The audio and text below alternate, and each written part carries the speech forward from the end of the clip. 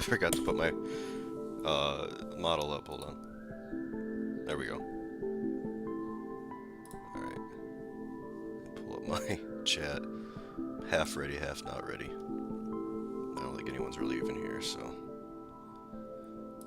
No harm, no foul. Alright, hello everyone. And literally every one person.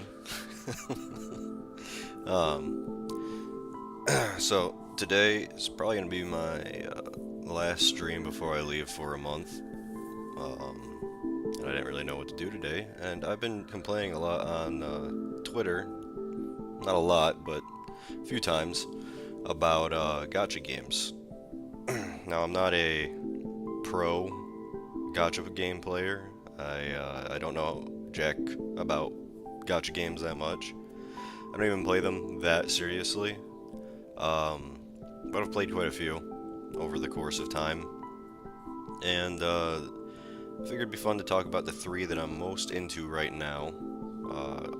Nikke, which I've been playing for quite some time. Arknights, which I dropped a long time ago, picked back up, and I can't stop complaining about it. But I also can't drop it again. And then Blue Archive, which I'm a little wishy-washy on. So I figured I would start with, since I complain the most online about it, Arknights. Because there's a lot of good with Arknights. And also another preface, this is not a review or me trying to persuade anyone to play these games. I just want to talk about them just for fun. Just for fun. So I am going to move this stream over to Arknights, which of course is not working right now. There we go. Wait, hold on. Hold on, I gotta unmute it. There we go. Okay, so I wanted to, oh man, my chat's gone. I wanted to start at the main menu for this, because the opening theme for Arknights is really good, which is not very common when it comes to music for Arknights. I suppose I'll touch on first is the music's kind of mid for Arknights, the OST, save for some exceptions. The opening's really good, and there's a few moments here where the music's pretty good, but overall, I'd say the music's kind of a little flat. First thing you'll notice too, coming into Arknights though, is the aesthetic. I really dig Arknight's aesthetic. It's got a very, I don't want to say clean, but like a post-industrial punk, um, urban core kind of theme to it. You'll notice a lot of the operators will have just random straps, buckles, big coats. It's kind of definitely catering to that whole crowd. Another thing you'll notice is it's death by a lot of clutter on the menu here. There's a lot going on. That's not a good thing, in my opinion. It's very easy to get lost in the amount of stuff here on the menu. Um, some other things to go over, though, is there are at least, even though it's, again, death by menu, there's a lot to do for a new player in Arknights. A lot to do for a reoccurring player, too. Like just going to the terminal here, you have different story missions that are going right now. You got here's the main theme, but then you got some of the side stories that are still available. All the different mission supply missions you can do, annihilation, training grounds, a whole nother side story. There's a lot to do. Fart Night's really true. But there's a lot to do in the game. Um, some other things to go over too is with a lot of stuff to do, the game also has a lot of materials to keep track of, which is also not a good thing. Like you can just see here the amount of different materials here, and it's stupid how you get some of these. Like some of these fancier, bigger looking ones um, are usually crafted out of collecting a certain amount of smaller ones that you need to combine using other materials to make that big material. and some of those materials are needed to upgrade your operators, so it's just a big convoluted mess of material gathering. So it can get really hard to keep track of everything. Not only that, but most other games, I think, what was it, 5 students in Blue Archive. There's 5 Nikkei and Nikkei for you to build a squad with. And usually that's pretty manageable. Usually you can have that one character that kind of carries everything. But in Arc Knights, there's like there's a lot more you got to keep track of. Um, and you can't invest everything into one character because uh, you know the game plays as a tower defense. Sometimes a character's got to be expendable, or sometimes something a wrench gets thrown on the plan. So you need to really equally build everyone to actually have a coherent team. But talking about operators, I think that's also the operators themselves are a really strong point with Arc Knights. There's a lot of variety of characters, and I mean a lot. Like, and I'm like not even halfway through the character roster. And this is a gacha game, so you are randomly pulling for characters. I think someone said there was over 164-star operators. I think that was a rough estimate. And you'll notice too, they're not just women. There's also male characters here too. So it's kind of got something for everyone, like this dude here. But so and the fan service, a lot of gacha games really like the be heavy on the fan service.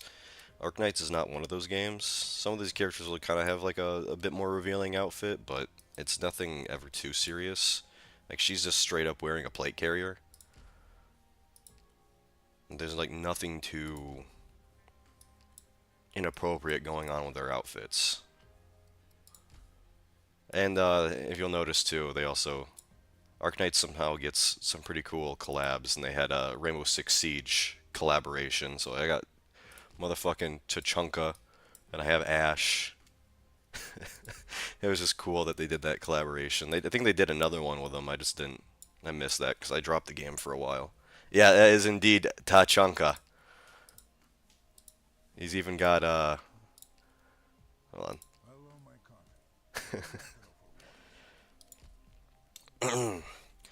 Let me go over the list here too, some other things, because I have a few things about the operators here. So another cool thing I like about Arc Knights is the characters themselves. They have a lot of depth to them.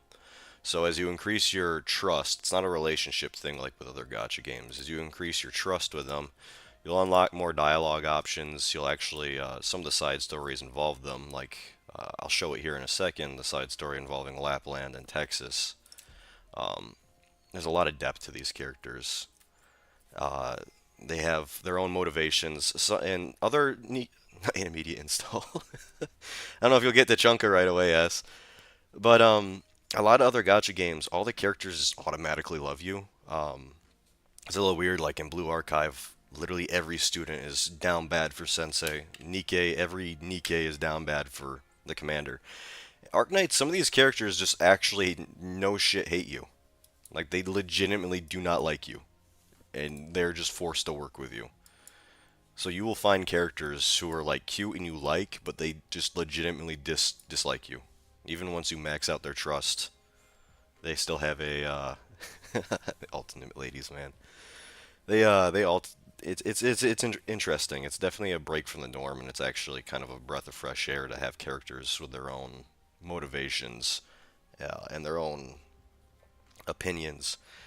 Um, Another thing I really want to cover real quick. So I have the EN voice pack installed, which is usually a grievous sin in gacha games. However, the story of Arknights is about the world itself, not a singular conflict, not a singular country.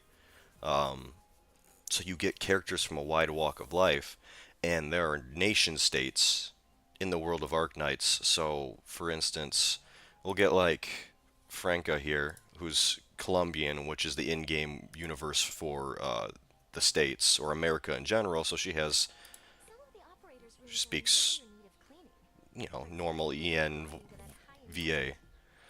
But then you get someone like Lapland, who's Italian, and they actually have give her a She actually has like an Italian accent. And then one character I recently got that was actually surprising. She comes from her whole thing is Mexico. Like they have a in-universe Mexico or Latin America, I guess. Where is she? I know she's somewhere back here. Oh yeah, and she's even got the accent.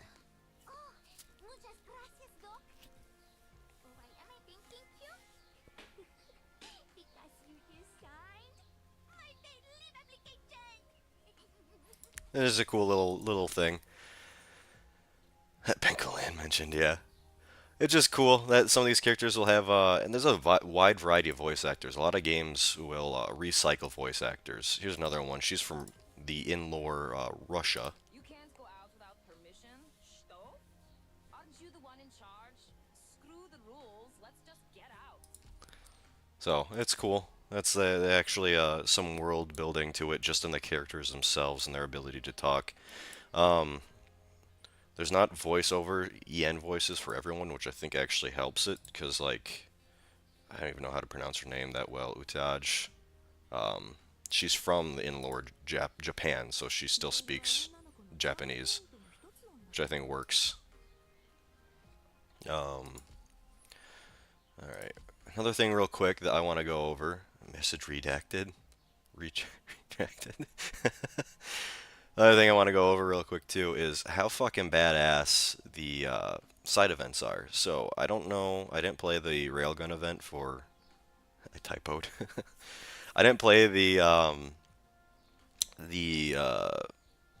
magical index side event for Blue Archive, but I played a lot of side things for Nikke, and it's usually like a VN intro. The intros for the side content in Arknights kind of go a little fucking hard. So real quick, they're full fucking animations, and I'll just let this play and let it speak for itself because this is pretty pretty fucking good. And this is a few of them too. There's a few side events that get a whole animation as their intro.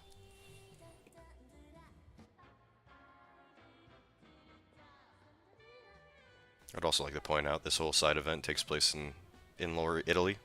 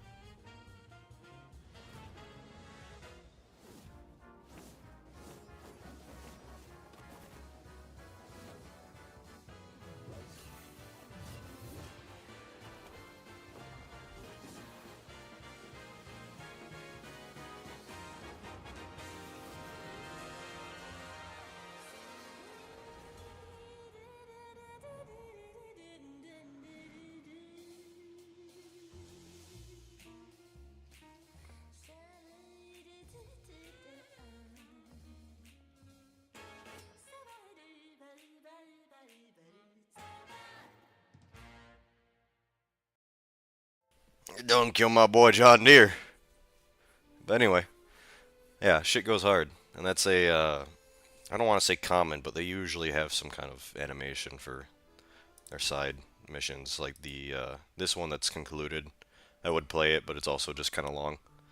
Is another full animation they did. So a lot of effort goes into it. Um, Let me go over my talking points here. Um, Another good point too to go over is just like I said earlier, the game goes over the world itself. Like these events are completely separate from what you could consider the main story, and the main story is still not just one conflict.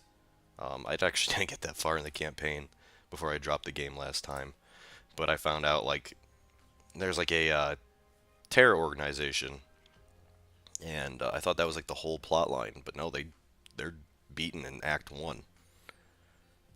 You go through a whole nother like conflict in Act Two, and so forth and whatever. So it's more of a world rather than just a singular conflict for this game, which I figure I would talk about a little bit. World-wise world-wise, what's at base value known is there's different nation states that are, I don't know how to describe it. They're on wheels basically because there is a natural event called a catastrophe that happens. And these catastrophes produce, well, they destroy everything in the area, but they produce a special material, which I'm not going to attempt to pronounce, but it's this shit. DSW is a top secret And mission what it that would be a good does, fit for me, I think. Liska, But please. I do enjoy a little more freedom here with my statue What it designs. does is it's basically a miracle resource. It's a fuel, it's a gunpowder, it's a this, it's a that energy source, but it also causes a disease, oripathy, I think it's pronounced. And what oripathy does, it increases the infected's physical capabilities, but it slowly kills them from the inside out. Yeah, space cancer. It's space cancer, but it makes you roided as fuck while while you're alive. And Rhodes Island's job is they are both a security contractor as well as a pharmaceutical company that treats infected. And it's kind of like you went to the doctor to get treated for something, and while you're under treatment, they give you a gun and say you have to fight while being treated. That's kind of it, kind of how it works. Like Franca, for instance, is undergoing treatment, but she's also a security contractor, and she's working with Rhodes Island. Another thing too is if I go to the archives here, there's also a lot of it kind of shows off the nation states as well as the characters. I wish Doctors in America were like this. America, if it were actually locked the fuck in. But you can kind of see the different nation states here. And there's a lot of different characters that are associated with it. Like if we just click on Rhodes Island, I don't even have all of Rhode Island's operators. But then it kind of also splinters off to different nations. Some of them aren't as extensive. Sargon has a lot of operators, I believe. Not that many, actually. There's a lot of characters, and a lot of characters from a lot of different places. I think this is Italy.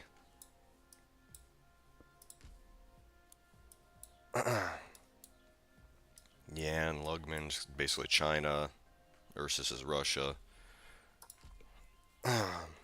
Another thing I'd like to go over too is this hooded individual back here is the good doctor who we play as. And out of a lot of gacha games I've played, he's probably the best self-insert if you're into being a self-insert for these games. Like I know Blue Archive was relatively good with it until they dropped the anime. Now we all know that Sensei is a femboy twink. Nikkei, they kind of reveal that the commander is just a atypical hentai protagonist look. Commander in Girls Frontline was very well self-inserted because you could customize your avatar. It's just they released the second game, and again, he is kind of that atypical anime boy aesthetic. And then Fate, they just kind of threw the whole self-insert out the fucking window. You might as well not even name your character because he actually has his own name. Doctor, on the other hand, is pretty self-insert and has absolutely no face. They do kind of ruin it, I know, further in the story by showing his eyes. He's revealed to have somewhat long hair, very androgynous, but yeah, always draw Sensei as the 30th Giga Chad. That's a cool thing about Doctor, though, is a fan base will actually draw him as my favorite theory is when I get into the gameplay here. It's a tower defense game, so you don't want to get them to your let the enemy get to your base. And there's a goofy theory I've seen where Doctor's actually jacked as fuck, and the enemies that make it through just get killed by him.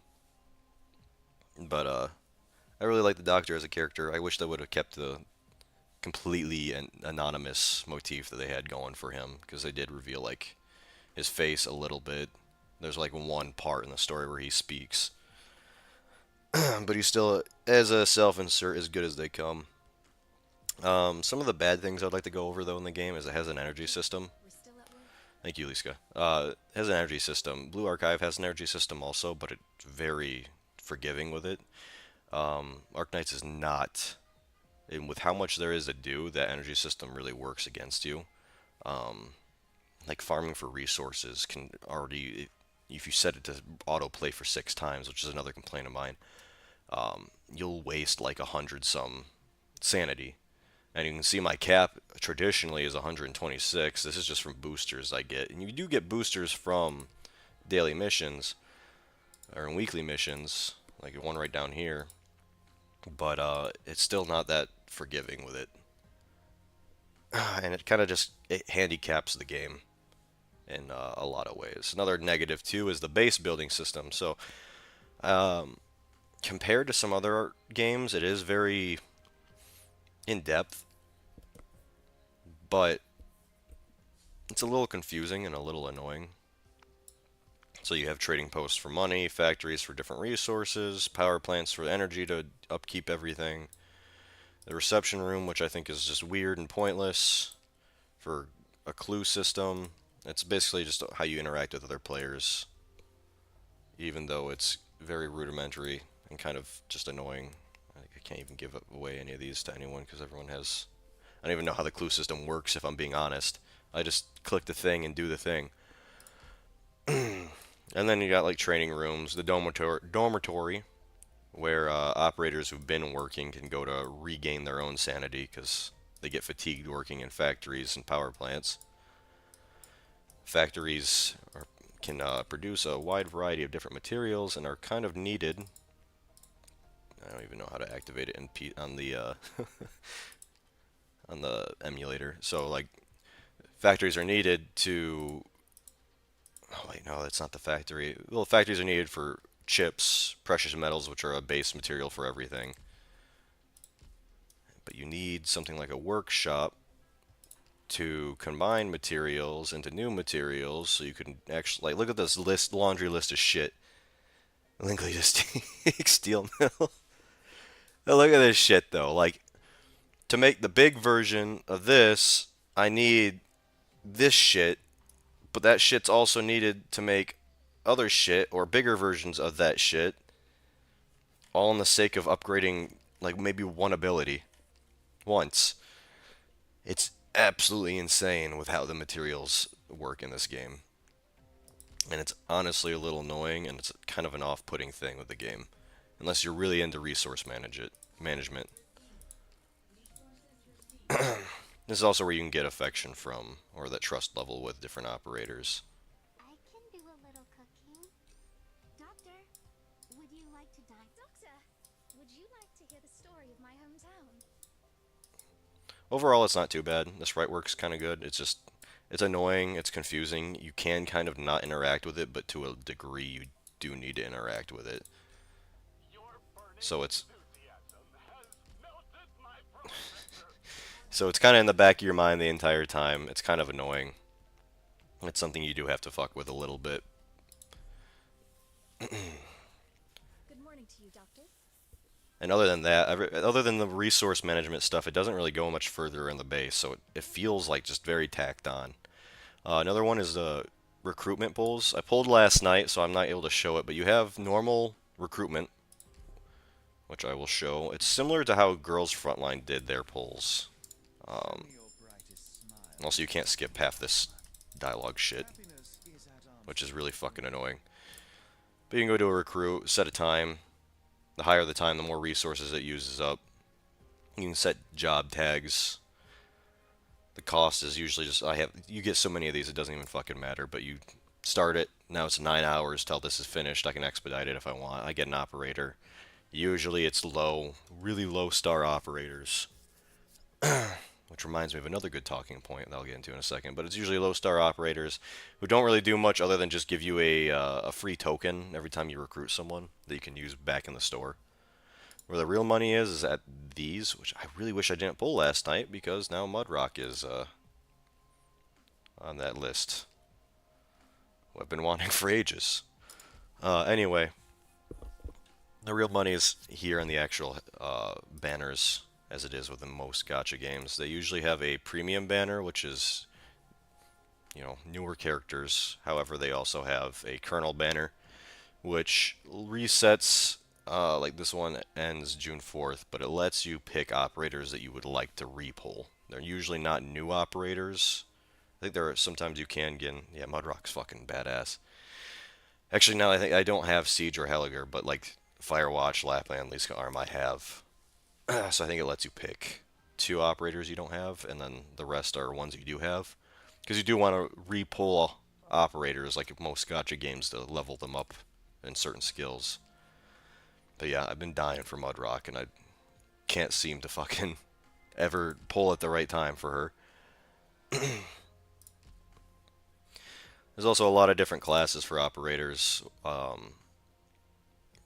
like snipers, vanguards, guardsmen, medics, specialists, support, all with their own different distinctions and special little unique things about them. Like Jessica's a sniper, but she's also considered anti-air because she targets aerial enemies first, versus someone like Klusai. I don't think she, no, she does too. I don't think Ash is anti-air. No, she is. There are some snipers that don't target considered anti-air. I'm trying to look for her. Her right here. Yeah, I don't think she's anti-air. Yeah, she prioritizes lowest defense enemies, and she's a sniper. But then, like, where it kind of gets weird is like specialists, like Robin here, who her special ability is just bouncing betties. She just lays down mines across the battlefield. Or another good specialist like Cliffheart, who has a grappling hook and pulls enemies towards her. And there's some environmental stuff in the map that'll, like a hole in the ground that she can pull them into. You also got arts users too, which are like magic. So just a huge variety of characters. But going back to the 3-star thing, so another unique thing about Arknights is most games encourage you to pull the highest tier operators you can because they're usually considered better. That's still kind of true for Arknights. They have a higher ceiling, but there is a lot of strategies out there where you can just utilize 3-stars, like Cruz here, who I personally don't, but that's also because when I first started, I played into that whole, oh, higher stars are better. But there's a lot of strategies where, like Cruz, she can carry you to the late game, and she's just a 3-star operator. And that's where the kind of the beauty of the system works is just because they're low star doesn't really mean they're bad, but what it does mean is they are low maintenance because you can upgrade them for a fraction of what you need for high star operators. So you can actually get more mileage out of a low star operator than a high star operator. Like me leveling up Chen here, who I think is like one of the highest star operators you can get, costs an astronomical amount of resources as opposed to leveling Cruz all the way back here. So there's a kind of a beauty to that system that if you're a new player, I definitely recommend like investing into lower level or lower star characters because they can carry you pretty deep into the game. I'm a dumbass and I invested in a minimum 4-star and I suffer for it, but you can still make it doing that strategy too. It's just you don't have to invest into these high star operators. Another big thing about the game is it's very interactive. Going back to this side story, which we'll mess with a little bit, I'm trying to remember how to even start it. So it's not just like combat missions. Like I can click here and here's combat missions for it. But there's also like I can't do that right now because I'm out of the special thing for it. I gotta wait for the reset. But there's it's just a lot of interactivity here. Because this game doubles as a VN. I don't remember exactly how many hours, but there was like, man, I don't even remember. A really crazy amount of VN content, like days, months worth. This game, and it kind of hurts the game in that sense. There's so much VN content. I played like a story mission last night, and it was literally like a whole VN chapter, like visual novel chapter before I actually got to the fight. And I feel like this game would have done better either releasing as a virtual or a visual novel first, or a tower defense first, or as two separate games, because it's just such a fucking slog to sit through all this visual novel content to get to the actual gameplay. Even now, since like it seems like they kind of separated the story from the combat. There's still going to be story beats. I mean, someone's forcing me to use some operators, which is fine. It lets me give me a good chance to talk about the. Oh, I lost my chat. Good chance to talk about the gameplay here. As you can see, actually talking about the gameplay now. Usually there's a gimmick that's associated with each side content.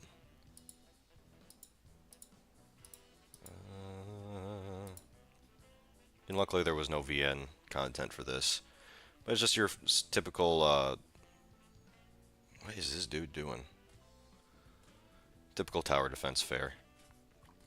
Tiles, each character has a, you can see highlighted in orange here, what they're actually aiming at, or what they're, God man, hold on. See what they're aiming at.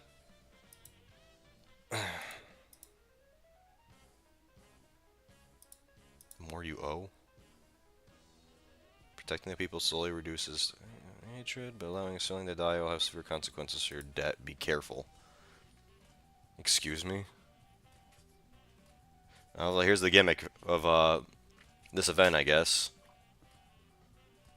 I'm going to assume my operators just gun down civilians indiscriminately, too. Nope, never mind.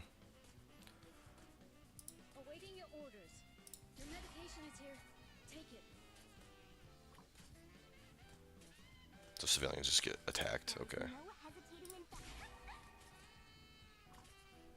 in Oh, you can't see? Shit. Hold on. I got you, I got you.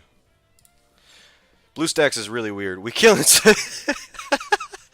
BlueStacks is really weird. Hold on. Oh no. Don't do this to me.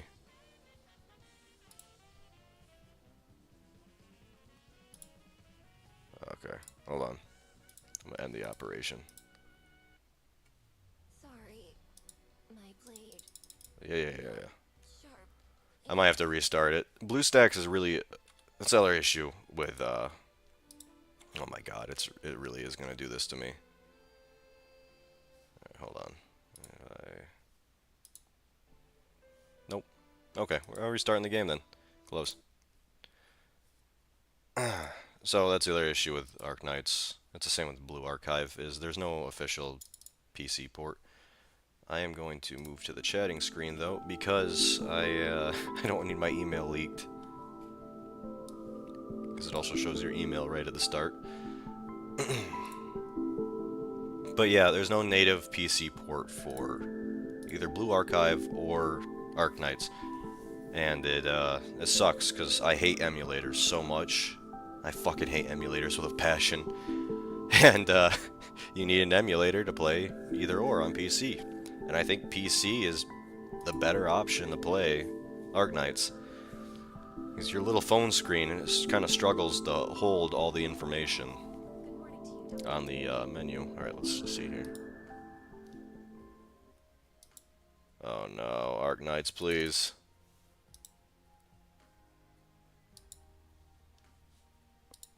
I'm trying to get it to recapture and it doesn't want to recapture. I saw it for a moment. There we go. Alright. We got it. Alright.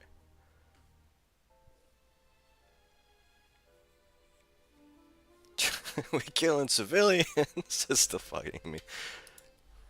Alright. Eye for an eye.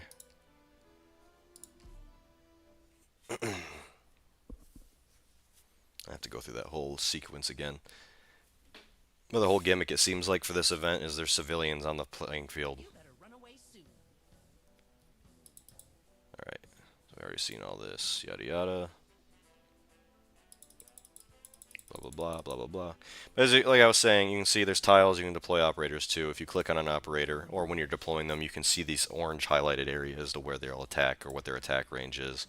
They also have their own special abilities.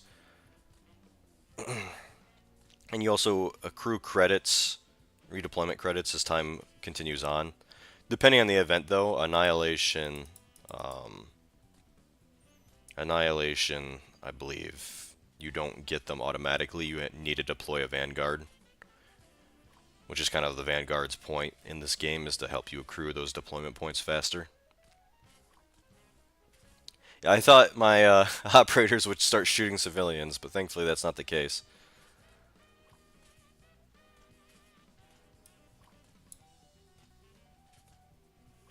I can't seem to deploy any more operators, though. I don't know if this is the game screwing up, or if... Hold on, let's see here. I'm gonna readjust. Nope, no, that's the game's...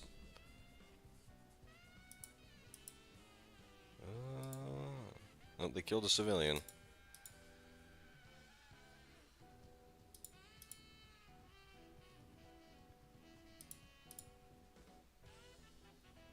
Okay, here we go. Now I can actually call in people. And just because I can, I'm going to use Lapland, because I like Lapland. Save me, crazy Italian woman.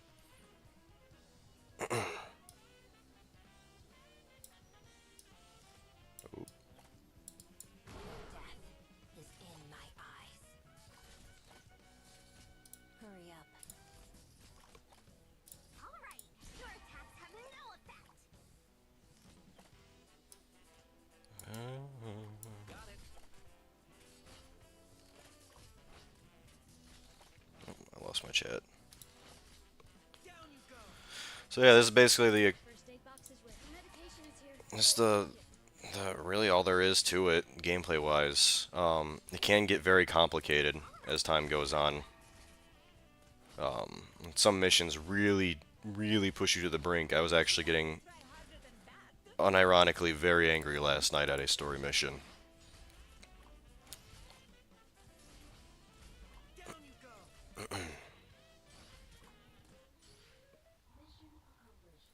But that one wasn't too bad. I think that was just because it's a intro mission to the civilian gimmick. I guess we'll just play a few more missions here too, just for fun.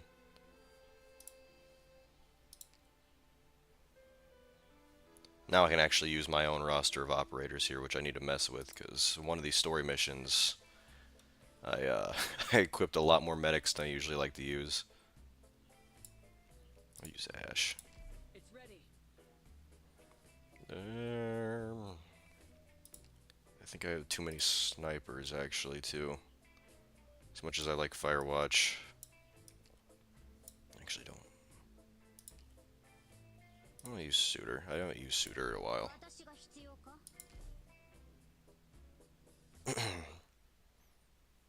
Oh, and then we're right back into the VN content.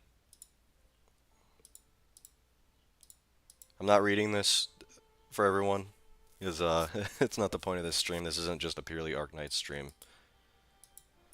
I'm actually going to skip this, because as much as I love Arknights world building and story, you gotta invest some serious fucking time. Okay, so we got civilians there. Eyes on me. It's showtime.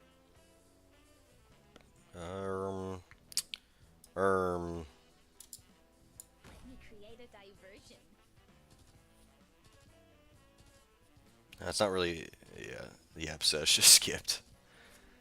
They yap way too fucking much in this game. That's what I mean by like the VN content should have been separate from the um, tower defense. I'm trying to think, they're all long range, or really far away. Battle stance ready.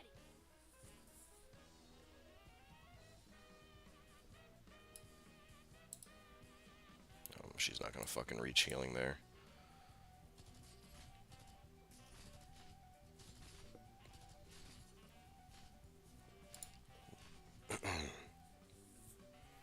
After this, I will go into one of my gripes with the gameplay aspect, which is I'll talk about it right now. Is it my turn back? Oop, oop, oop. Can your eyes keep up? Which is the game does not respect your time when it comes to the gameplay.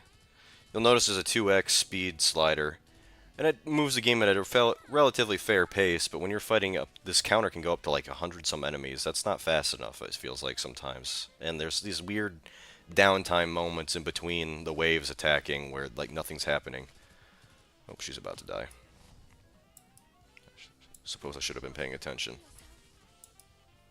Let's go. Just try me. Victory shall be mine. Weird downtimes where nothing's happening and you're just sitting there waiting for something to attack you. And it gets really fucking annoying. I'm all stocked up. I'm all stocked clear. Tail like a shooting star. That's what they say.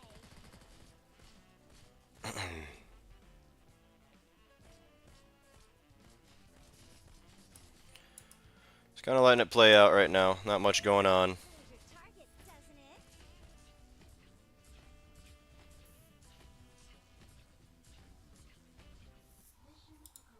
Alright, now that that's done. Oh, and more VN content, so we're skipping that for right now. I'll come back and watch it my own. From start to finish. Well done.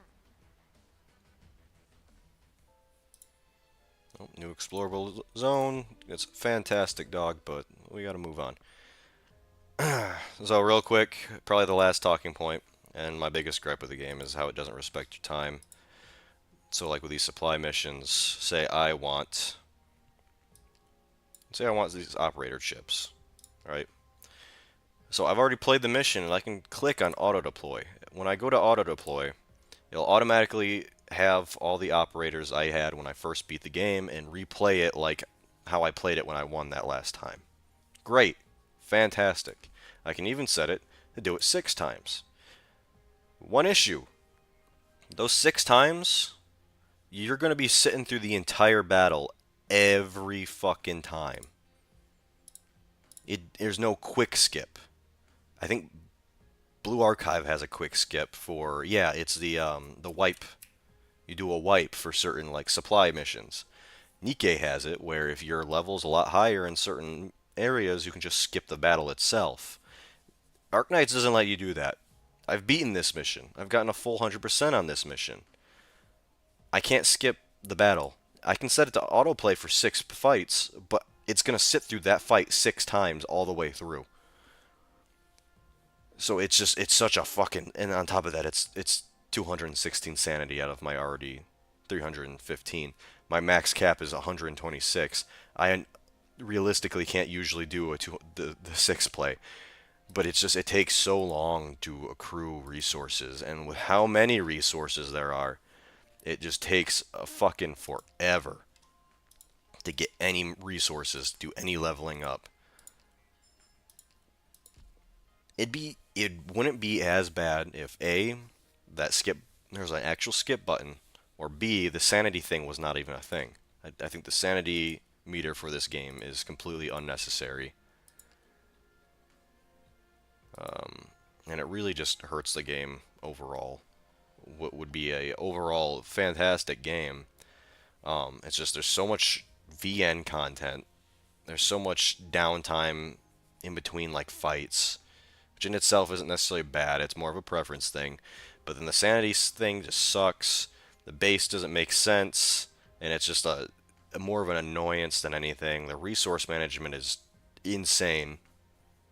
And all these things kind of bring down an otherwise really fantastic game, in my opinion.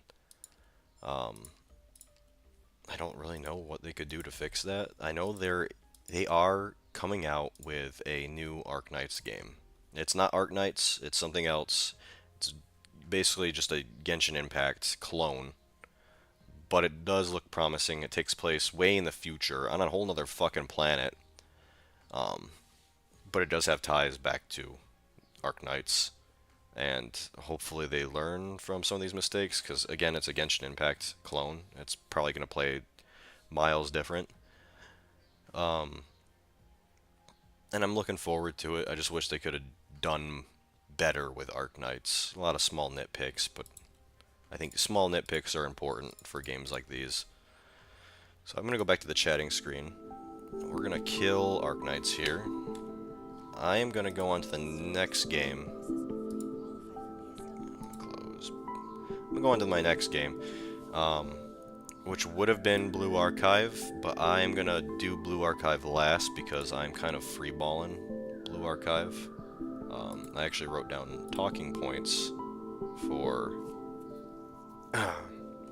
Arknights and Nikke. I failed to do that with Blue Archive, so I'm gonna do Blue Archive last, and it's gonna be kind of a free ball event with how I do that one. Plus, Blue Archive, I feel like I'm newer to Blue Archive and less in the weeds with Blue Archive than I am with Nikke or than I am with Arknights. So let's get this set up.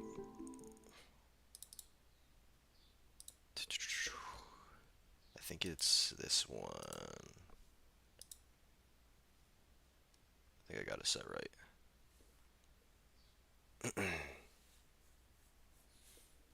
Switch my notes to the Nikke notes. But yeah, back on Arknights real quick. Great game. Highly recommend installing it. It's just you're going to invest a lot of time into that game. The game is not very respectful, like I said, to your time. And that would be fine if it wasn't for the sanity meter. The sanity meter is what kind of just kills it for me. Let's see here. Are we streaming it? We are not transmitting Nikke. Okay, let's try this one. Nope, still not showing up. I hear the game. It was working earlier. It was working earlier. Give me a second here.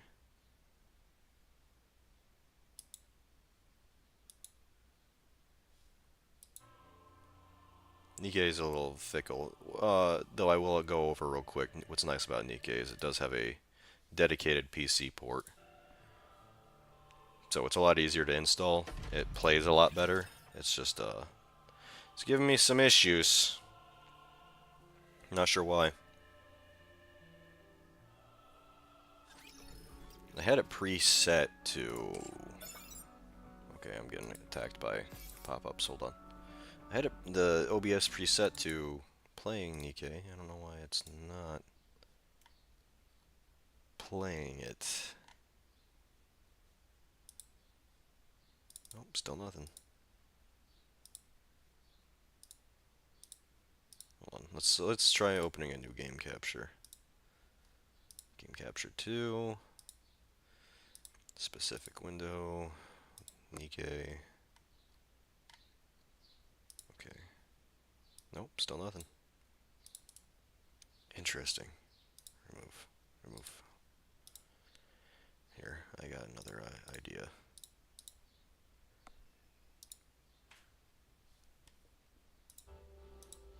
Let's see if this works. Go to my settings. Full screen.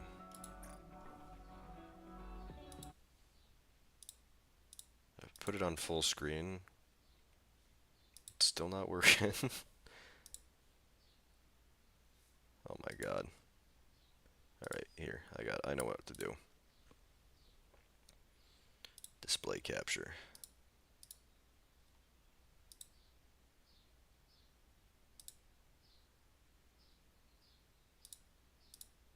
There we go. Let me set it up proper. There we go. I think the audio should still be there for the game. Yep, it's still there. Alright. Just a little weird every time you click out of Nikke.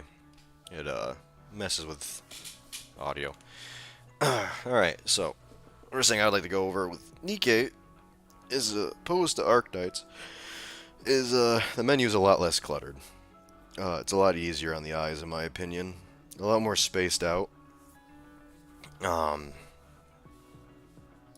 It's just a bit more easy on the eyes. Another nice thing about Nikke is you'll notice too, right out the rip, is all the characters are live 2D. So, as much as I love Arknights and the art style, all the, live 2D is just a whole nother beast when it comes to these gacha games. And, I don't know, man. It's just really satisfying to look at live 2D. It just adds more life to the character. Now, on that topic, though, of more life, Nikke kind of has a, compared to Arknights, a very mid-level character depth. It's one of those classic, all the characters love you right out the gate kind of game. Except for like one or two, but it's still like hinted that they do, it's just they're being cunts. But another thing in comparison to Nikke that I personally don't like is the art design.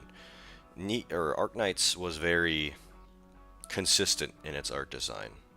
All the characters looked like they fit in the game world. Versus Nikke, where they kind of just went ham wild for the sake of fan service, which is the other thing. This game is basically built on the back of being a fan service game. For God's sakes, you go into the shooting mode for any of these girls and their ass just fucking jiggles on the screen for you. This is not that bad, but you can still see it. It's a little bonkers. It's a little unnecessary even. I mean, for God's sakes. I mean, don't get me wrong, I love it. It was also one of the main draws to get this game, but you're not going to be able to play this game in public like you could with Arknights on your phone. Again, PC port, not that big of a deal. You're in the comfort of your own home. It's just, it can get a little grating, I guess, just to see the consistent fan service.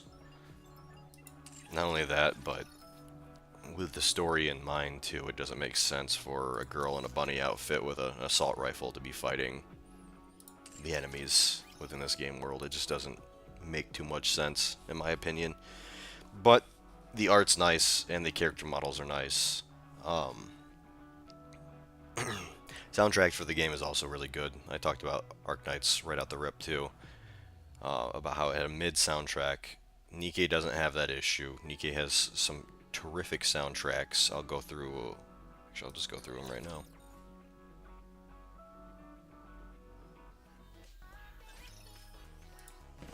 Which is another thing, too. It's cool that the command center, one of the areas in the game, is it lets you collect music. Now, one thing I will say it's good about Arknights music is it's also consistent thematically with the game world. With Nikke, you'll get tunes that are... you'll get tunes that are, like, this all sounds kind of par for the course once you get through the game and you're fighting enemies. But then you'll get to... I don't want to play... shit like this, or... oh, that works. I mean, they work for the events that they're in. But it's still like... that's the issue, too, is when it comes to Arknights, the events are part of the game world. In Nikke, the events are, like, completely different side stories that have nothing to do with the overarching world at large. It's fine for an event to not have anything to do with, like, the main story, but they have absolutely nothing to do with the overarching world. So you get these goofy-ass tunes. and then you'll get something like this. So it's kind of a good variety, and every song is good. Even if you're not into the kind of goofy, bubbly music, it's still not that bad. All the music's just pretty top grade for Nikke. It's just that some of it doesn't necessarily fit within the world thematically, which is fine. It's just I don't know, man. So going back over to my list here. I'm talking about the commander already for Nikke too. He's kind of a mid-level insert. You don't see him at all while playing, but you do see references to him here and there. Again, he just looks like your typical hentai protagonist, hair over eyes. Another thing, comparatively to Arknights, is resource management not nearly as ball busting. If I back out to it. There's not resources for resources to make resources into resources. There's just, you need a thing, and that's it. Oh, I'm all over the place here.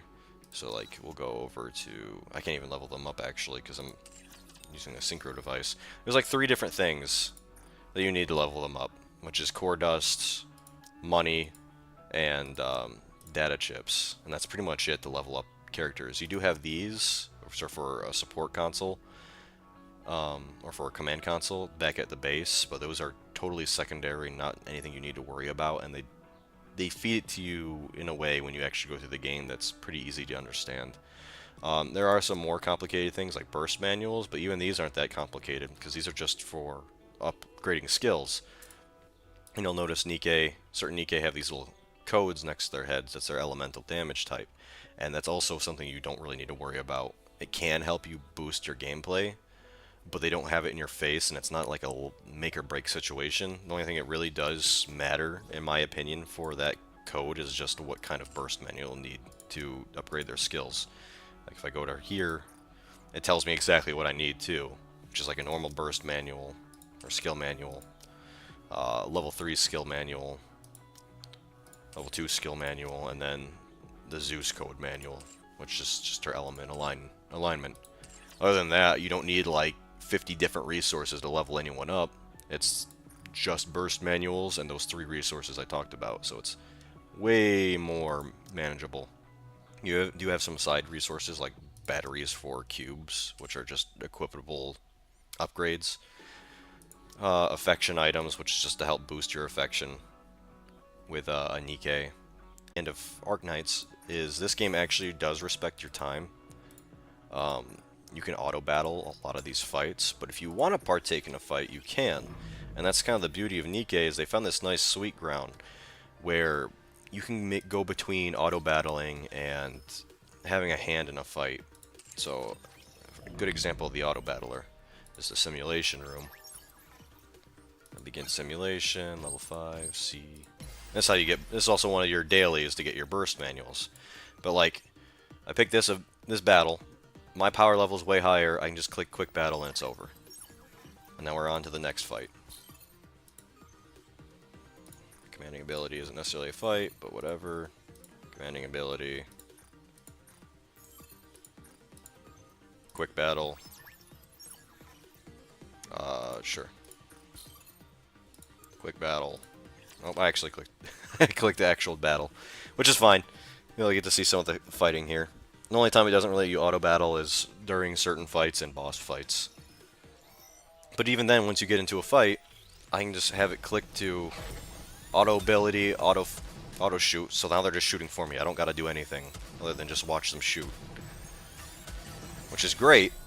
But if certain fights do require you to take manual control, not just as a mechanic, but like sometimes you do want to take control, because as far as AI has come, it still sucks compared to your own aiming ability. They just target like the nearest target. Very dumb AI for the shooting for the Nikke. They won't even target weak points sometimes. Do a spec up.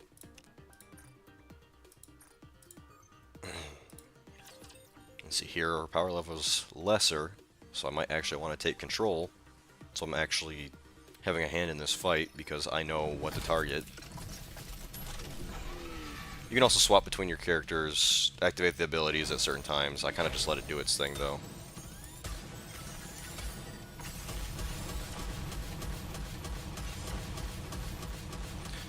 And that also leads me to another good point on thicc while I'm destroying this boss here. Is a big part of thicc is team comp and team building. So it's kind of the same with Arc Knights, but there's not too many characters who synergize well with other characters. They kind of just do their own thing as their own unit. In thicc, your team composition is kind of everything. I know Blue Archive touches it a little bit, but again, a lot of those characters in Blue Archive are individuals who do maybe minor buffing. When it comes to thicc, a lot of these skills are nothing but buffing and buffing each other, and they have what's called a burst level. So for instance, you can see this number right here, Roman numeral. I know Crown is a burst 2, but Scarlet is a burst 3. You need a burst 1, burst 2, and burst 3 to get to your full burst, where everyone aims at the same target and everyone's abilities activate. Sounds complicated, it's really not. But for someone like a burst 2, like Crown, there's all these fucking stats you need to read over, which can be a little cumbersome, but there's a lot of guides online just to help you cut through the crap. But like for instance, what I mean with team synergy is like for here, at start at full burst affects all allies who previously casted their burst skills, raises their attack 56.44% of the caster's attack for 15 seconds and reloading speed by 38.8% for 15 seconds. Now there's a lot of stats to go over there, but that's what I mean is like building a team synergy, because you can combine Crown with Pravati here, and her skill, one of her skills at least, is right here, entering full bursts, reload speed also up. And there's characters who up their own reload speed, so you can literally make it where there is no frame of reloading for some of these characters. There's just instant ammo into their magazine when you combine Pravati, Crown, a certain upgrade ability, and a certain thicc. So your team comp is everything within thicc. And it can affect the auto battler as well as your actual hand in combat. Other than that, though, the mechanics are pretty easy. It's a simple shoot. There are some more complex mechanics to the fighting. I'll go into the event here just to continue. And they're still not that complicated. Like, there's iframes in this game. So you'll notice whenever you take cover in thicc is also when your thicc reloads. But obviously it's also just a cover mechanic. But if you're able to time, and I don't think I'll be able to demonstrate it here. I'm just going to put on auto battle. If you're able to time it just right, say an enemy shoots a rocket at one of your characters and she gets into cover to reload, it'll actually iframe that rocket. So there are iframes in this game, and you can actually time dodges with fighting certain enemies. Other than that, it's just a simple, you take cover to reload, take cover to not take damage. Your cover does have its own health, which goes back into team synergy, because there are some thicc who will heal cover. But it doesn't get much more complicated than that. The complexity of the game really just lies within the team building compositions itself. Now, while we're in the combat though, I do want to talk about a gripe I have about the game, and that's the enemies themselves. I really don't like the story, actually, of thicc, and I don't like the enemies in thicc. I don't know if you've been paying attention, because it's kind of hard to pay attention to it, because of how fast they're dying. But if you've noticed, they're kind of just like this weird spider-looking robot thing out in the distance here. They're called Raptures, and they're the overall antagonists of the story, but they're just so... They're unique looking, but they're not unique looking, if that makes sense. They have no agency within this game world. They're just a enemy to be an enemy. They do have leadership that has more motivations behind it, but the game's whole story kind of revolves around it being a mystery on what they are.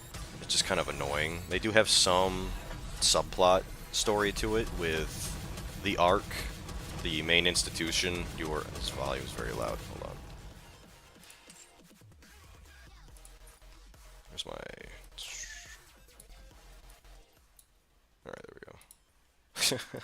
It was getting hard to talk. Um, I do have some subplot stuff with the ARC, the main government body behind you and your Nikke, being very shady and very tyrannical. But it's still just, I don't know, man. It's just not a very interesting story or plot line to follow. It definitely just feels like a reason for you to take these big bootied women out shooting. And other than that, it's just kind of a lackluster story. Not a bad one, just lackluster. It gets the job done, and it can be engaging at times, especially with some of the side events. But it's more engaging because of the characters themselves rather than the enemy or the actual overall setting. Like Dorothy here, her side story was pretty interesting because it was the beginning days of the Rapture invasion, and it was her and her squad barely holding out to defend humanity. And it has some overarching notes of PTSD. Why? What are we still here just to suffer? Kind of storyline plot thread. But then you'll get these side missions like Dark Hero here, where it's just girls playing games, which goes back into the whole. Some of these story contents are just kind of their own thing. They're not part of the overall world. Um, Not bad. It's just not as interesting as something like Arknights. Another gripe I have with the game is it does have a very kind of suspect leveling system. The game doesn't tell you right out the gate, at least not that I remember, with how the leveling system works. So when you first start, everyone's at level 1, yada yada. I can even demonstrate this here. You can level them up individually, level upgrades, and it shows you all the resources you're using leveling them up. Cool. However, characters have a level cap. It does cover this, and that's based on how many times you've pulled them. You need to re-pull a character and get their level up so you can level them up higher. Eventually you will reach a certain cap, which is nulled by the synchro device. Now, I think it was the higher, I don't remember the star count, the highest tier of Nikke, um, they can get maxed out higher than lower tiers. I don't think I have actually anyone in here who isn't the higher tier. But like SRs, you can only grab, I want to say, 3 extra copies of them and max them out, versus the 4 for like these Nikke. So they become kind of useless at that point. And that's the game tells you that, but it doesn't really hound the fact that you need to get these max double pulls for these Nikke so you can put them into the synchro device. The synchro device, what it does is instead of making you individually level every character, it takes your top 5 and then takes the level from the lowest one and applies it to everyone who's put into the synchro device. So it kind of lets you bypass that leveling system. But you'll hit that wall for the longest time before the anniversary event where I could just pull one of 2 Nikke and max them out. I was stuck where I didn't have that extra pull for a Nikke. So like a leg here. I have only need one pull her one more time to max her out. Naga only one more time. Um, Drake, Kilo now. It was Exia was one of them, but I actually pulled quite a few of her. Um, but you're stuck at this wall until you max them all out, at least 5 of them, and level them up past that point, all the way up to 200. Then after that point, it doesn't matter because you can just level them all up through the synchro device, which is convoluted. It sounds convoluted. It is convoluted. But what I noticed, and I can't confirm this, is once a girl gets to this level 2 right here, this pole, it seems like her drop rate goes way fucking down. Like, I mean, really bad. Because Exia, for instance, she was at that point where I was only at that 2-star right there, and I could not get another Exia. Then I got her third one, and then I pulled her again, like, almost immediately. It just feels like, I don't know, man, it feels like you get to this point right here, and the game tanks behind the scenes their pull rate, so it incentivizes you to pull more and incentivizes you to pay money to pull, which I did a few times. It feels weird. It feels scummy. And on the topic of scummy too, they have costume events, like the season pass event here. It's $20 for you to level through it and get this outfit. Or they had another one where it was like a gacha pull. It was like a rotating wheel for an outfit for Crown, which I wonder if I can show it off right here. For this outfit, it was a random Wheel of Fortune pull, and it might as well not have been. They might as well just sold it to you at face value because it seemed like you could not get this pull, this skin, without pulling it the max amount of times. And the max amount of times of pulling it, of doing that wheel roll, is $50. They wanted you to pay $50 for the skin. And they do that more than once. That wasn't just for her. They've done that for multiple characters. I think Drake's skin, which is a really good skin. Not that one. Was another one of those where it was like $50 to fucking fake gamble to pull it, but it was just straight up $50 to get. So some scummy practices behind Nikkei that I don't appreciate. Which it feels like I'm dogging on the game a lot right now, but there's still a lot of good in Nikkei. Again, the dailies don't take that long. The gameplay is fun. The story is a little lackluster, but like I said, it does its job. It's serviceable in the sense that it gives you a reason just to go out and watch these girls shoot. And the whole point of the game, make no mistake, is the girls themselves. And they have medium level depth. There's like a messaging system here, and you might get random messages from them. I don't click on them half the time because I honestly don't care. I really don't fucking care. Um, but they have some medium level depth, and on top of that, you can go to the advice page, and you can advise them.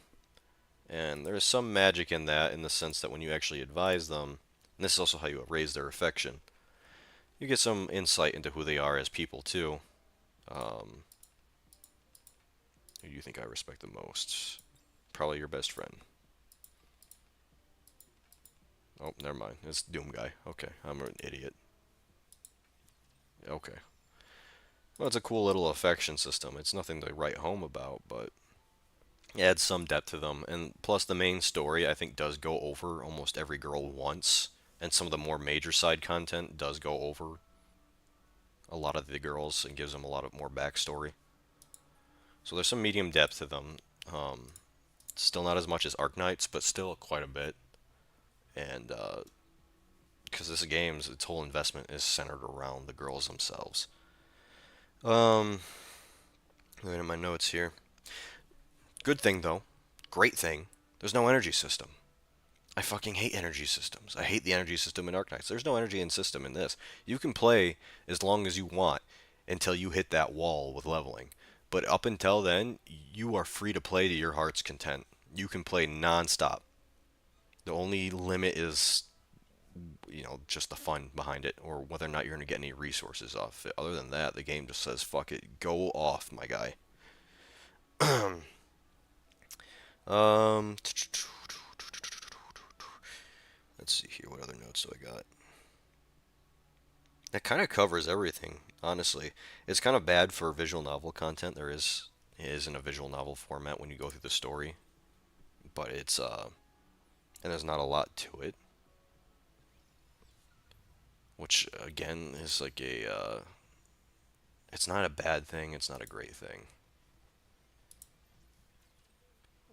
Um, like for instance, I don't know if that was one of the enemies.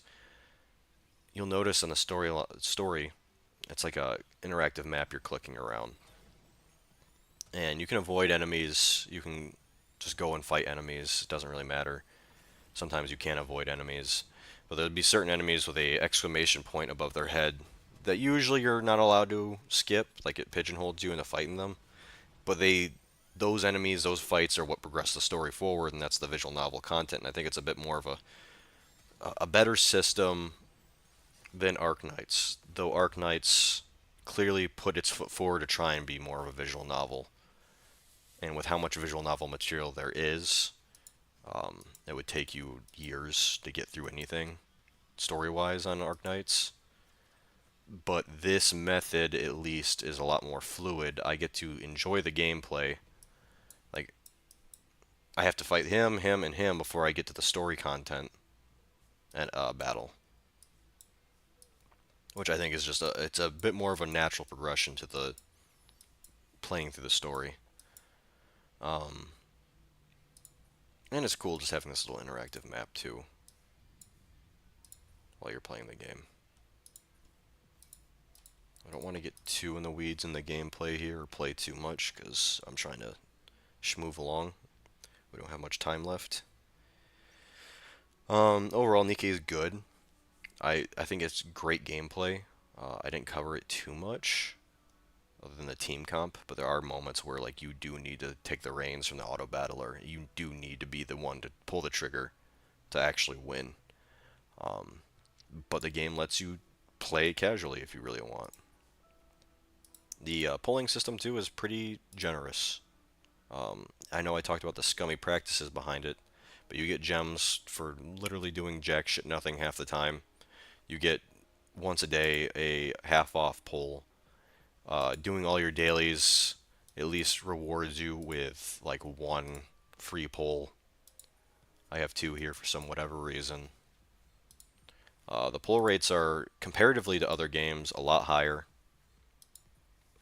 It's just that scummy practice I was talking about. And you can use friend points to pull, which I'm not going to do because I'm almost at 100 and I'm going to save up for a 10 pull. They even have a system in the recruit for setting up a wish list. So any Nikke that are within this wish list, if you pull an SSR, they're guaranteed to be one of these Nikke. The only ones you can't do that for are pilgrims, like Scarlet or Snow White. They just showed right there, who are usually a lot better than most Nikke, but they do have higher pull rates. You just can't wishlist them. So I think that mainly covers Nikke, or everything I wanted to talk about Nikke. I feel like I ragged on the game a lot more than I wanted to, and I feel like I praised Arknights a lot more than I wanted to. But it's a weird situation because Nikke has the gameplay and the flow that I like, but Arknights has the aesthetic that I like. I prefer Arknights' aesthetic and their design choices, but their gameplay choices really fall short comparatively to, and the quality of life choices compared to Nikke. Next, real quick, we're going to go through Blue Archive. I don't have notes for Blue Archive, so we're going to be spitballing this one, something fierce. And I'm going to try and shotgun through it, which I know is not necessarily fair to the game itself, but I try not to push to 2 o'clock because Ponko streams at that time, and I'm not trying to overlap. Not that I'm stealing views, but or having views stolen. It's just I want to watch. So let me get Blue Archive pulled up here.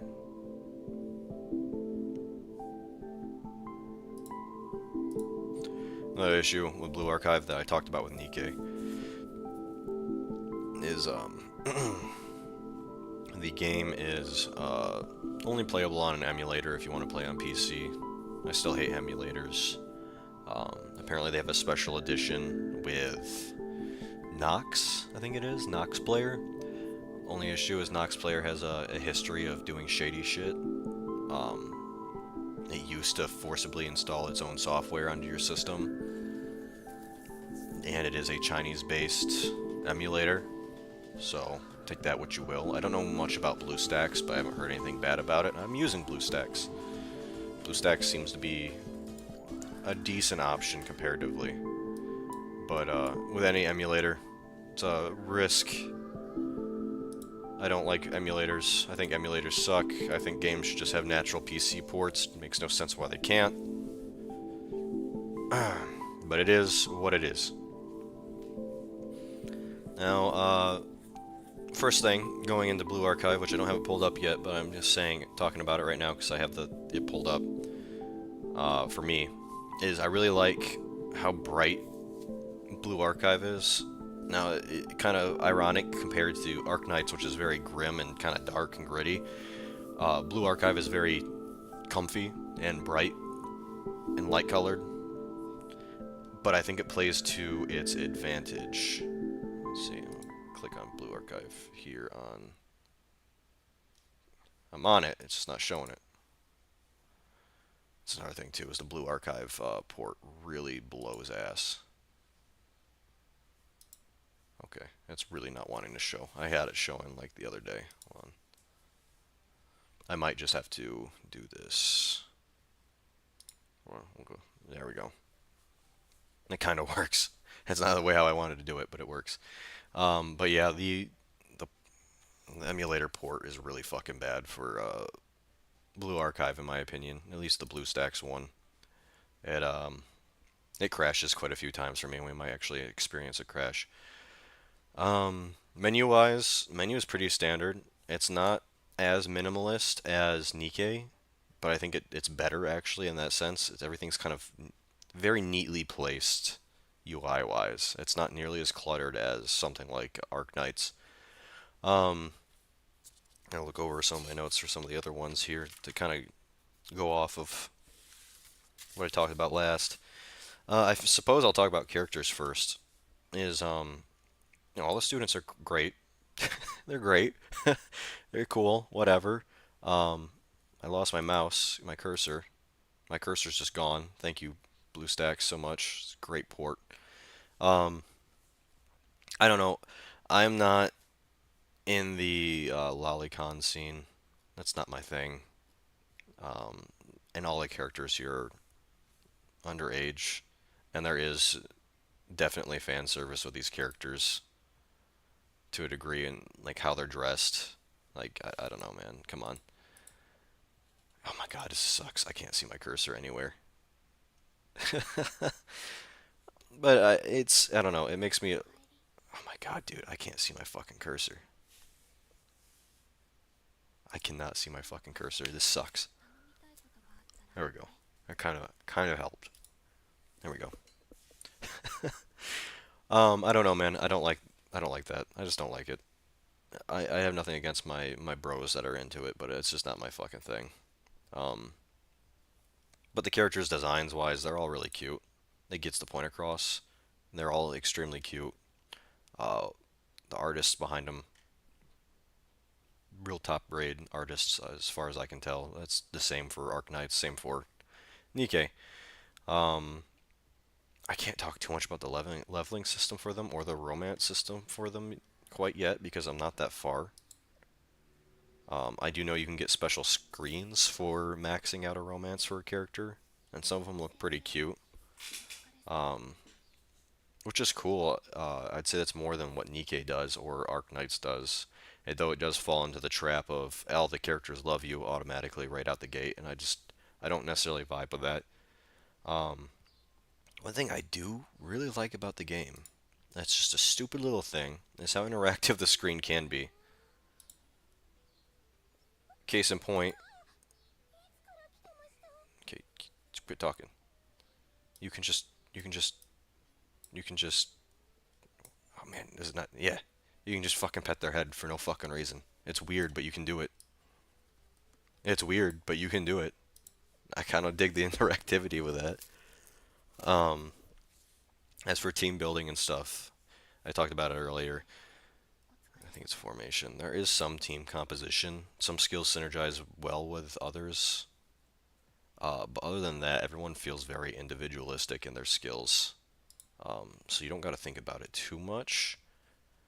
There's certain skills that are definitely better than others, like I said, and there's characters that are sought out. I've heard Aru's very well sought out because she has kind of a nuking ability. Um, but like so far as I've gone, mind you, take it with a grain of salt because I'm not that deep in the weeds with Blue Archive. It seems like you can just have your characters kind of just who you like and what abilities kind of work well. Other than that, you don't got to worry about it too much. You do need to worry about like their attack type, whether it's Mystic, light armor, armor piercing, depending on the enemies you're fighting, as well as their defense type. But I feel like that's secondary too. I could be wrong. It could get further into the game where you really want to make those teams that are built behind armor penetration, but also not getting fucked up themselves. This game also seems to be really kind of respectful of your time. You can skip a lot of certain missions and auto battle your way through a lot of it. Like if I go to the bounties real quick, I'm just gonna burn through my bounties. I don't even know who I need to level up. 雨 You go to the bounties. Oh, okay, I don't care. You can just do a sweep. Actually, maybe did I play earlier? I'm out of tickets. Oh, I must have played earlier. You can do a sweep, and it just auto battles, kind of like how Nikke did. If you want to sit through it, you can, but you don't have to. Um, and another thing I really like is how they split up the visual novel story, which has gameplay. It does have its own gameplay behind it, and the main story. Um, but they split it from missions. Missions are where you do your actual team comp. Story is just enjoying the story and the combat missions that are involved in it. Use the characters that are involved in the story. And I think that's actually really fucking smart. And I wish Arknights did something similar because it doesn't make sense in Arknights during some missions where it's about this certain character, but then suddenly 11 other operators who have nothing to do with the story are there for the combat mission that's related to the story mission. For this, like the foreclosure task force, all these girls here are what you use for the mission, save for certain missions where you use problem solver. Um, and it's just, it makes sense. And splitting up the VN part of the game from the missions, which is still like the bread and butter of the game where you do a lot of your combat, is just a pretty intelligent way to split up the gameplay, in my opinion. Um, it doesn't fuck with the world, which there isn't much of a game world as far as I can tell in Blue Archive, but it doesn't fuck with the story and the world and doesn't force you to sit through hours of visual novel content just to get to the next mission. Now, where my issue does lie with the game, though, which I should go back to missions, is this game is almost purely auto battler, and I don't appreciate. I appreciate games that give me the option to auto battle, like Nikke, and I appreciate the ability to skip certain fights. But for this, all you do is just click on abilities, and you can tell where you want the ability to be deployed sometimes. But for the most part, you can take a very casual hand in the fighting in this game. 作戦開始 I also have this weird little tile system here that reminds me of Girls Frontline, which I'm not going over, but Girls Frontline had something similar, where in phase, where it was like a turn-based tile system.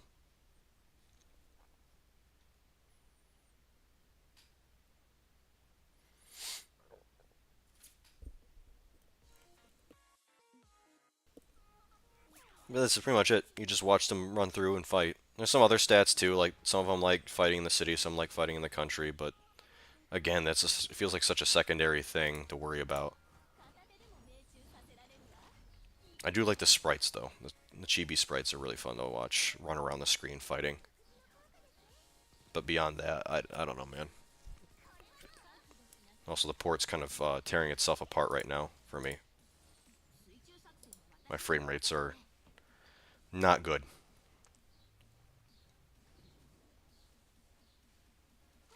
Oh my god. The game's falling apart for me.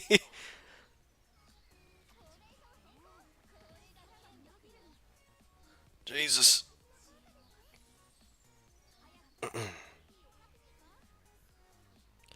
I don't know. I don't have a lot to talk about Blue Archive, honestly. It's a fun game. I'm enjoying it. I enjoy the colors, the aesthetic, the bright, happier atmosphere. I know the game does have some darker moments in it. I've seen some spoilers, but it still doesn't seem too bad compared to like Arknights, Girls Frontline, uh, Nikke.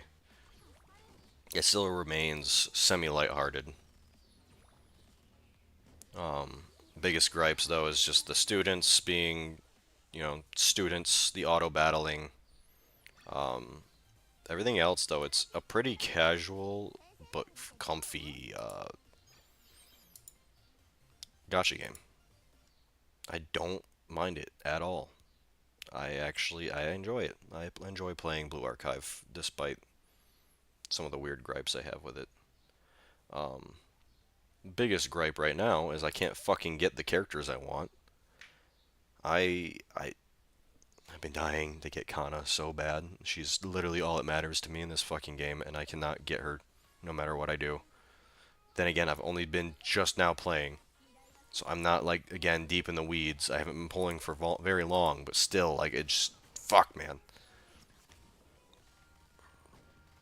All my buddies got her. I can't seem to get her.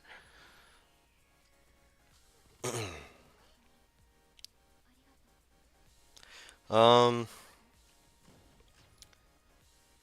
I talked about self-inserts too. Anime came out for the game. Everyone knows what Sensei looks like now. He already had kind of a goofy character model, but you could still self-insert that pretty well. Um, but ever since the anime came out, we all know what he looks like. Kind of your atypical twink archetype. I think he's like in canon too, like 5'6". Not a big deal, but also music. Music's another thing. Music's not noticeable at all. I have not heard. Scratch that. I've heard one track that has stuck with me, and that is "Unwelcome School." That song is in my head almost 24/7. I go to the gym listening to that song. Beyond that song, the soundtrack isn't nothing to write home about. There's nothing too fantastic here. Um, it does its job. That's about it. Um, Character-wise, too, depth.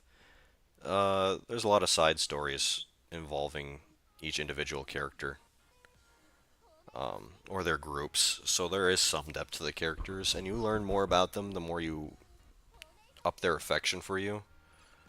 Um, so I'd say it's kind of got that same level of depth as Nikke, where it's kind of that mid-level um, level of depth, where there's something to the characters, but you're not going to learn too much. It's nothing crazy. My frame rates are still dying, as opposed to like Girls Frontline, which I'm not talking about necessarily here, or I'm not going to bring up here or show. But Girls Frontline has like absolutely no depth for. Nope, that the game crashed. Okay, well I guess we're done playing Blue Archive. The game crashed. But Girls Frontline has like absolutely zero depth for any of its characters. And I don't know. Blue Archive has a Girls Frontline doesn't have depth. Blue Archive has pretty decent depth. Again, Nikke level. I think Arknights definitely has a higher tier of depth for its characters. But beyond that, yeah, I got nothing really else to say about the characters in Blue Archive. They're fun. They're cute. They don't. Again, with Blue Archive, it feels like the overall world doesn't make sense to me, so it's kind of hard to complain about like how Nikke and similar Girls Frontline, how characters don't necessarily fit the setting or the situation they're in. I can't say that for Blue Archive necessarily because the world doesn't make sense. It's a whole city of middle to high school students who are also maybe angels who all carry guns. It's hard to really put a story beat to that.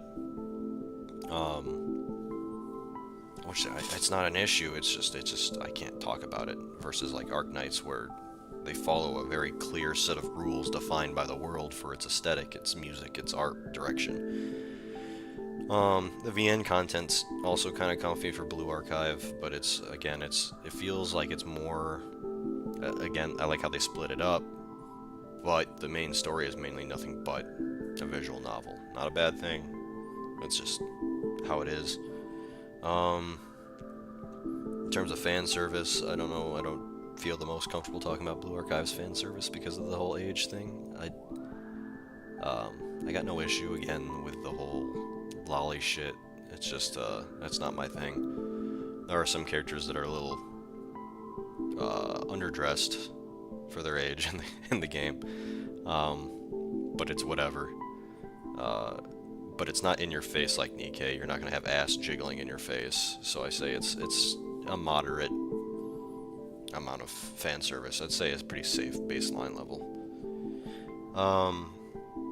In terms of grabbing your attention for all three, to kind of wrap all this up, I'd say all games are really good at keeping your attention. It's just my big gripe with Arknights, going back to Arknights, is the game just doesn't respect your time. The game is not built for quality of life. Blue Archive has a lot of quality of life features to it. The game clearly cares about you as the player. Nikkei, also a lot of quality of life. I'd say it cares more about the player more than any of the games because the amount of fan service they've ham-fisted into the game. Arknights wants you to sit down and stare at the screen for hours to get your fix of the game. And I don't really like it. I don't like it does that, and it keeps pushing me away from the game. The game feels like a chore to go through my dailies when I have to sit through the entire battle 6 times over. It feels like a genuine chore. And I don't think, out of all the type of games out there, that a gacha game, mobile game, should feel like a chore. So I don't know. Arknights is a great game that's really getting debilitated by the quality of life features behind it. And I don't think that's gonna fix anytime soon. The game's, what, 4 years old? So who knows? Nikkei, great game. Gets a little annoying with its fan service. Suffers from the same bright, colorful, weird art direction that some other gacha games go that just doesn't fit with the game world. But it is a well-crafted game, even to the point where it's scummy, of keeping your attention, of retaining you, of keeping you glued to the game. And then Blue Archive, kind of the same. I wouldn't call it scummy though. It's a good baseline gacha game that does everything it promises. It keeps your attention. It's semi-engaging. It's semi-forgiving with its resources. I didn't talk about the resource management in Blue Archive because I don't really know a lot of the resources in Blue Archive. There's a lot of different resources, and it seems to be like that weird middle ground between Nikkei and Arknights personally, with skill manuals and upgrade materials. But the game, it has all these materials but doesn't really force you to think about them too much, it feels so far, versus Arknights where I gotta keep track of a laundry list of everything I have and don't have. And opposed to Nikkei where you don't gotta think about it at all. So, yeah, I don't know. I just wanted to rant. It's my last stream before I leave for a whole fucking month. Man, I'm gonna be gone for quite a while. And I'm anxious, I'm nervous about it. When I get back, hopefully I won't change too much as a person. But when I get back, I do want to focus on a lot of the different things. Streaming, upping my streaming game for fun, not for a career. I don't want to do this for a career, it's just fun. I want to focus on art. I want to focus on a lot of things when I get back. The thing I'm leaving for a month has been hanging over my head for some time, and it's been making it really hard to want to do things or get into the swing of things. So I'm excited to get it done and over with. But yeah, this is last time, streaming-wise at least, you guys will see of me until I get back. Thank you for watching, everyone. Even though, again, new streamer, not too many people show up to these, but if you did show up, I appreciate it. If you're watching on VOD for whatever reason, and you're watching all the way up to this point, I appreciate it. I like streaming. I like doing this despite no views. It's fun just to talk to yourself. It kind of clears your head of some things. It's very cathartic in some ways. But thanks for watching, guys. I will hopefully see you sometime when I get back. I'll still be on Twitter, but I will see you guys later. And thanks. Take care.